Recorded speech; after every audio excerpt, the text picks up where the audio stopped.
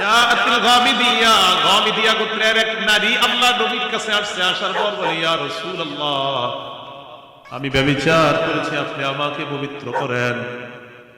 ইন্নাহু রাদ্দাহা, আল্লাহ নবী তাকে ফিরিয়ে দিলেন।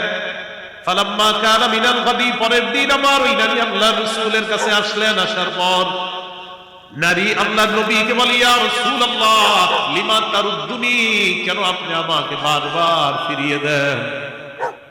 লাআল্লাকা আন তারুদ্দানি কামা রাদাত্তা মাইজা, মনে হয় মাইজকে আপনি যেভাবে বারবার ফিরিয়ে দিচ্ছেন, এই কারণে আপনি আমাকেও বারবার ফিরিয়ে দেন। হুজুর, আমারে আপনি এতবার ফিরিয়ে দেন কেন? আপনি কি মাইজ ইবনে মালিককে যেমনি ফিরিয়ে দিচ্ছেন, আমাকে এরকম ফিরিয়ে দিচ্ছেন? এবার আল্লাহ রাসূল সাল্লাল্লাহু আলাইহি ওয়াসাল্লামকে ওই নারীটা বলে, ওয়াল্লাহি ইন্নী লাহুবলা, ইয়া রাসূলুল্লাহ, আল্লাহর কসম, ব্যভিচার করার কারণে আমি গর্ভবতী। হুজুর, আর কি প্রমাণ চান? আমি গর্ভবতী হয়ে গিয়েছি ব্যভিচার করার কারণে, এটাই তো সবচেয়ে বড় প্রমাণ। হুজুর, আর কি প্রমাণ চান বলেন? নবীজি বললেন, তাই নাকি?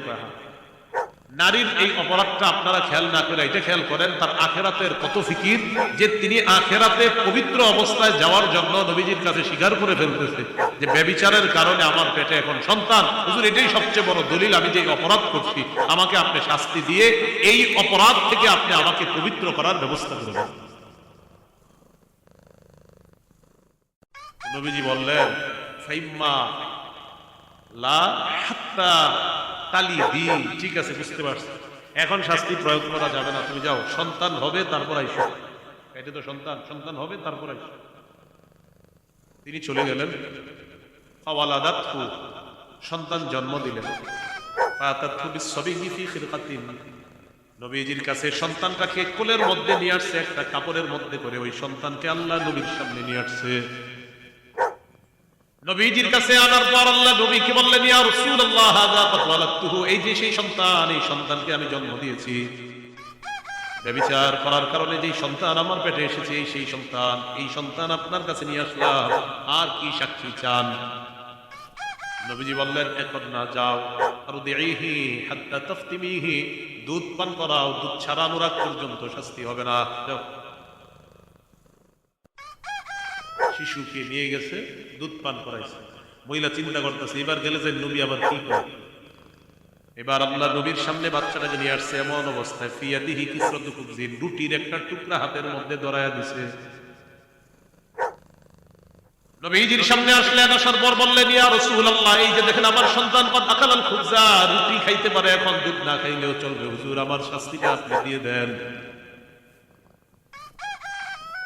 নবীজি আদেশ করলেন। আদেশ করার পর হুফিরা লাহা ইলা সাদরিহা, তার বুক পর্যন্ত তার জন্য গর্ত খনন করা হয়।